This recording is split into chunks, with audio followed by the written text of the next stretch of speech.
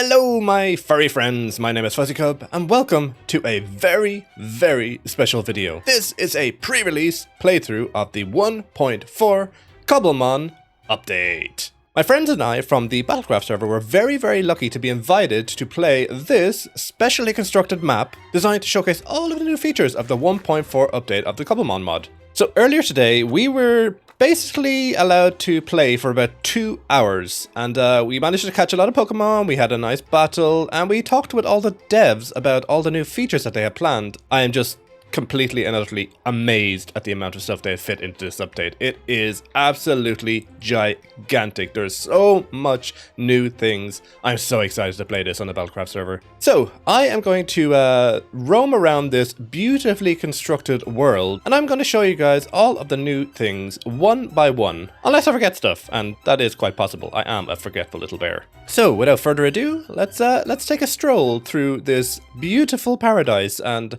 go find some of the new stuff to do.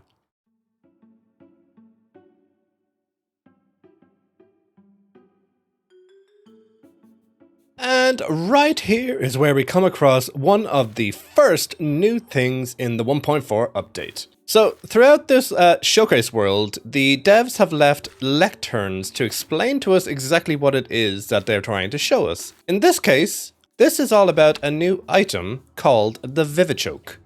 Now, Vivichokes are very hard to find in the outside world, so you're going to have to search for them when the new update comes out. But once you do find them, they will grow into this plant here. And the Vivichoke can be used to make varying items. You can make a braised Vivichoke, which is, I believe, a food. The same as a Vivichoke dip, which is also a food. You can also turn it into a revival herb, which is basically like a natural potion. You can give this to a fainted Pokemon at the expense of some friendship. You can also get Vivichoke seeds. You can craft it into a revive, which is like the revival herb, but just a little bit better in that it doesn't take away the friendship. And you can also craft it into a max revive, which revives a Pokemon fully. So if any of you guys have played the actual Pokemon games from Nintendo, then you will know all about revives and max revives. And the devs have worked very hard to try and implement that into this game. And moving a little bit further along, the next thing we come across are hanging roots. So basically, these can be one of two different roots, I believe. I believe you can get a hanging root and a big root. So the big root can be smelted down into a remedy, which I believe might cure poison or status ailments. And then the energy root can be used with other crafting ingredients to make even better remedies. So I would think of these as more of an early game alternative to potions and super potions and revives, because they can be found out in the wild, and I believe they can be planted or grown.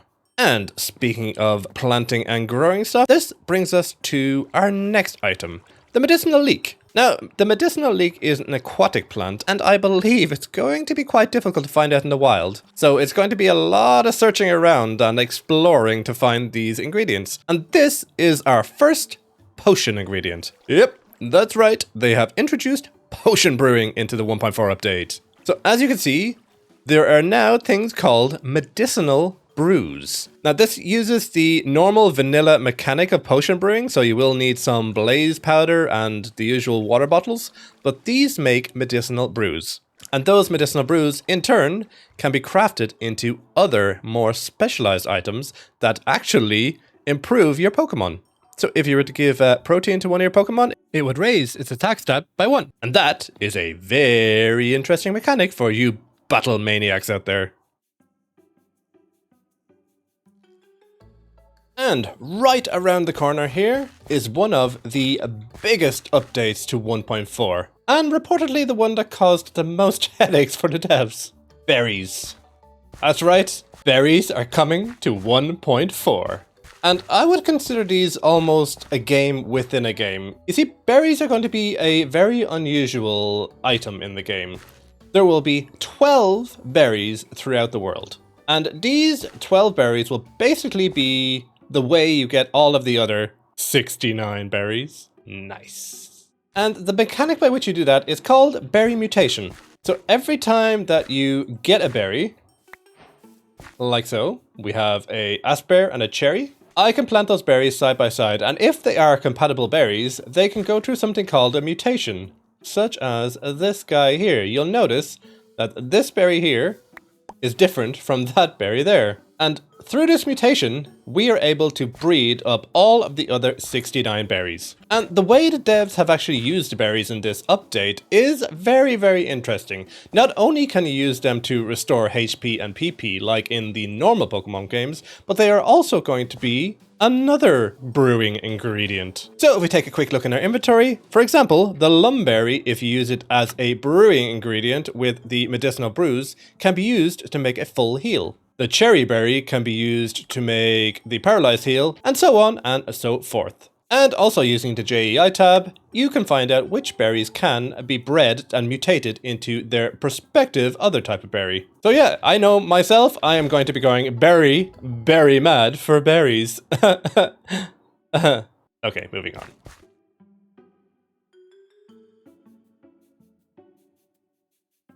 And sticking with the plant team again, we have another new thing.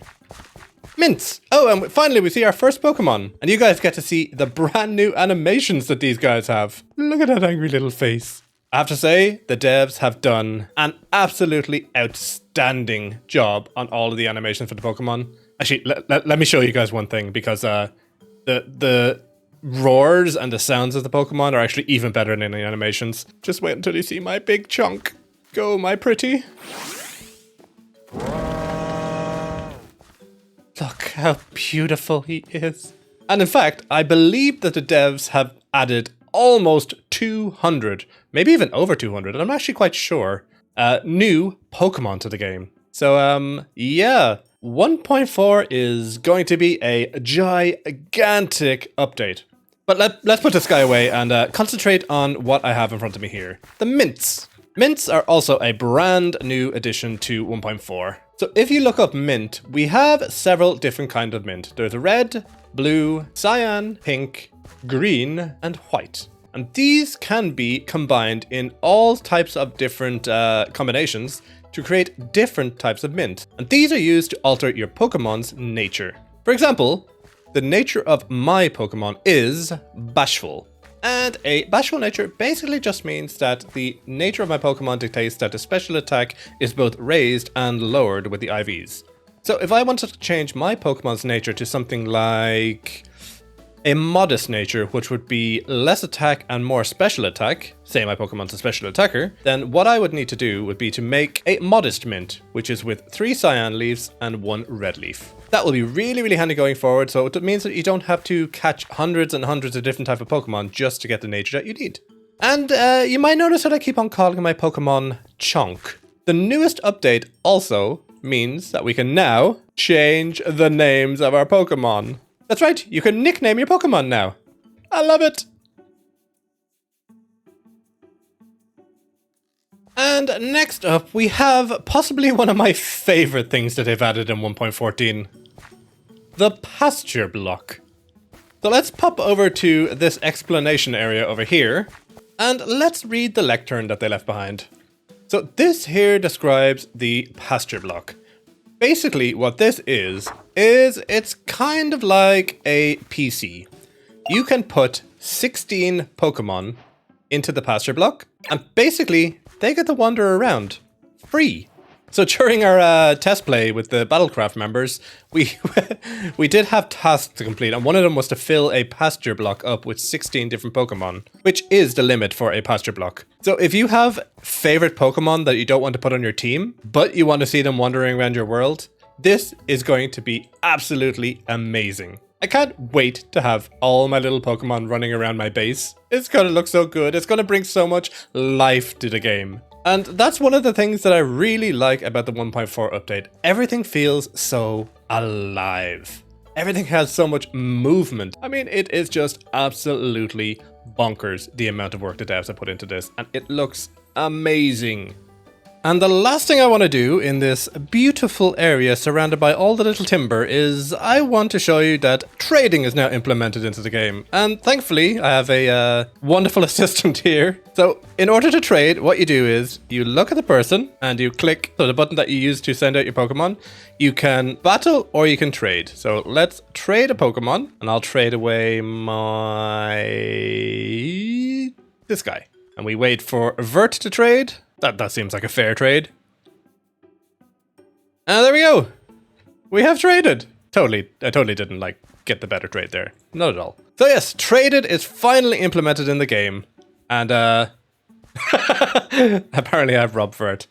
And yeah, that's going to make also it much better to get Pokemon. I wonder if they level up faster when they're traded like in the normal Pokemon games. But you're just going to have to find out when you get to play the 1.4 update. Virtus turned into a Croconaw.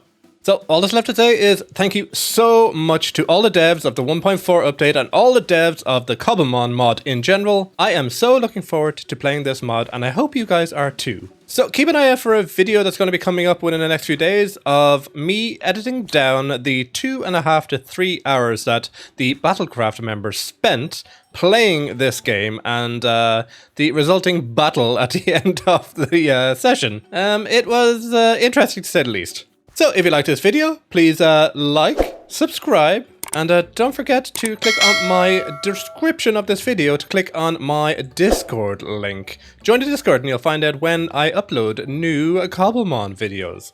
Also, don't forget, join the Cobblemon Discord. They're really helpful over there, and they can tell you guys how to download the pack and how to play with other people on their own different servers.